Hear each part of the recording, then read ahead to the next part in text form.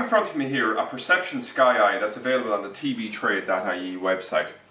So the purpose of this video, I'm going to give an overview of this particular SkyEye, and then I'm going to give a more generic overview of how you'd install a SkyEye successfully and why you would do so.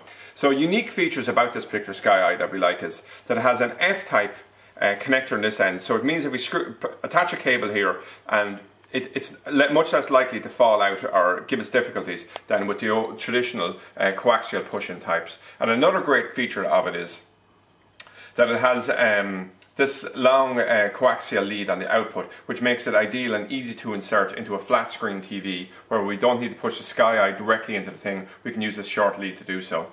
And if we look here, then we have a sensor here which would normally use then to pick up the signal, and we'd attach this onto the top of the television using this little pad that comes with it. It's a double-sided sticky pad. So there's a few great unique features on it. And finally, technically, this is a great SkyEye.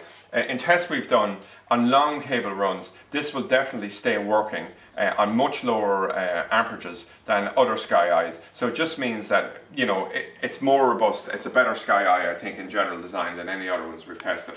So what I'm going to do now is just talk about when would we use this SkyEye. Well, basically, if we had a scenario here where we had a skybox, let's say in a living room, and we wanted to connect it to a second television, for instance in a kitchen or in a bedroom, on the back of a skybox there's a great feature here, which is an RF2 output. Okay, and there's two features to it. It's RFing, it gives an RF output, which means we can run it through an ordinary coaxial cable to a second television, and also it adds in a 9 volt 75 milliamp signal into the cable, and this 9 volt signal, that's capable of powering a SkyEye to allow us in a second television not alone to view the picture, but also via the remote control to actually change the channels of the skybox in the second location. So what I'm going to do now is I'm just going to give an overview of how to install one. Now what I've done here is I've pre-assembled this cable, and we can see on one end I put on this coaxial female connector, and on the far end I've terminated it with an F connector. So what we'd normally be doing here is we'd be running a cable off this output here and running it to a second location. Now for the purposes of this demonstration, we're just going to run it to the SkyEye that's in my hand here. So we'll just notice here, first of all, that we get a very good firm connection here, and it's quite tight like that. And the other thing we'll notice is the LED light hasn't come on, and it hasn't come on simply because I haven't turned on the 9 volt RF output on this box yet. So what I'm going to do here is I'm simply going to run this across here, and I'm just going to demonstrate this where the SkyEye is more or less in pass-through mode initially. So if we see here, we have a coaxial input here. So what we're going to do here is we're going to connect this lead, just push it in firmly there, and I'm just going to rotate. You can see that there now. Just going to rotate this television around. So the first thing we're going to do here is actually tune this in to take the output from this. So there'll be a certain channel number that will have been chosen on this box already. So what we're going to do at this point is we're simply going to come down here and we will tune in the same frequency here. So what we'll do is I'll just go arrow over, and we come down to search, and I'm just going to begin a search here. So it'll work all the way through here until it finds the channel. Now you can often have a scenario where you'd be mixing this in with existing terrestrial channels. In this particular setup, it's only the output from the skybox that's in this setup. So you can see here we've actually come down and we've saved it.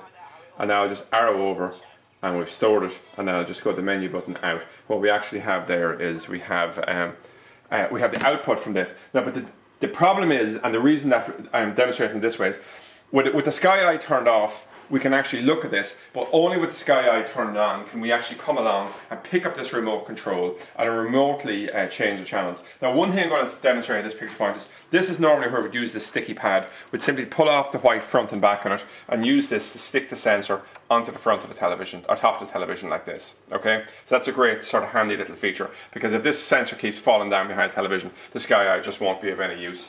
So the next step in the process is to actually go into the installer's menu on the Skybox and actually demonstrate how to turn on this output. So what we can do at this point is we'll actually we'll hit the services button, We'll go to option number 4, and then in quick succession I go 0, 1, select, and I come down to the RF outputs, which you can see here. I select OK, and we can see here that I can turn this from an off position to on, and hit the save settings. And the first thing we'll notice here is, if we actually come along here now, we'll see the LED light is on. So if I come along now, and I actually aimed the remote control here, I can actually change channels up and down. So what's happening here is, it's taking the signal from this remote control, picking it up in the sensor, running it through this cable, directly into the back of the box, which we demonstrated here earlier, and it's passing the signal in there to the Skybox and saying, change channel, do this, do that. Okay? So what we can do also at that point, if we wish to, is we can actually come along, we could change the output number here from 68 to something else. So I could set it, for instance, to 54. The first thing, if I actually save those changes, this screen goes black, but if I change it here to 68. Now the reason it allows you to change that is, in the event that there's a frequency, that frequency is being used by a local transmitter or something like that, it'll allow you to avoid the conflict, so you can pick a channel that's not currently being used, okay? Now, I'm just going to mention quickly some accessories you could use with this. If you wanted to run this to more than one television, you'd come along and you could use something like this, which is the LabGear link amplifier. It comes in a 2- and 4-way version, which we have here. So we have an input here coming from the Skybox. We have outputs here, and what we can actually do then is we can run this to 4 different rooms and have a Sky Eye in each one of them, which is allowing us both to view and change the channels from each of those locations. Another piece of kit that we supply on the website that would be of interest is we have a Sky Eye installation kit, which simply has this 20 meters of cable and then clips and a number of connectors, etc., which just make it up so that if you're buying the Sky Eye and you're saying, what else do I need with it, you can buy that simple kit with it. Now, if you're dealing in a situation where you have it's fine with a Skybox which has an RF output and a 9-volt signal, but if you're dealing with a situation with a box that doesn't have an RF output, or doesn't have an RF output that with a 9-volt certainly, you can just use this tri-link here, which means that you connect it with a SCART lead and it mimics the output from a 9-volt output and powers the Sky Eye, and that can be used in conjunction with, we'll say, with both SareView and also free-to-air boxes. But the disadvantage of this is it's a relatively expensive piece of kit, but it's certainly extremely effective. So hopefully anyway you found this good. An overview both of the Perception Sky Eye and a full overview of how you install successfully a Sky Eye.